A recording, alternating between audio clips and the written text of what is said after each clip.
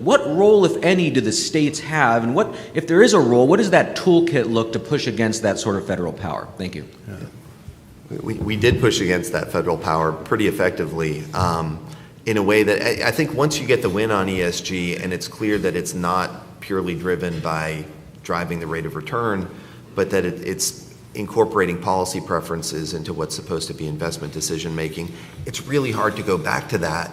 So Tennessee sued BlackRock saying it was not antitrust, it was just pure consumer protection, saying you can't say both, we will maximize your return on investment and we will use every dollar of our assets under management to advance environmental causes. You got to pick one, and you're confusing consumers when you don't.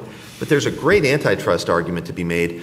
Literally, it sounds so conspiratorial, but literally, financial institutions controlling a tremendous percentage of the nation's and the world's wealth got together at Davos and decided we are going to make the world a better place by working together in an extraordinary collusive fashion. I mean, people who own not individual competitors in the industry, but own substantial pieces of entire industries were saying we're going to push the whole industry in this direction.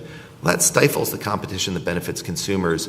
And I think the more that we, through our investigations and litigation, were able to reinforce the idea that this was not based on business reasons, but was really based on policy decisions smuggled into the business operations, the harder it is for that to rear its head again. You know, they can't say we're not going to do it anymore and then come back and say it is essential for maximizing return for us to readopt these policies. So I think transparency has been key in righting the ship on that. And as a free country, if people knowingly want to invest in products that are oriented toward environmental or social or whatever goals, they're free to do so.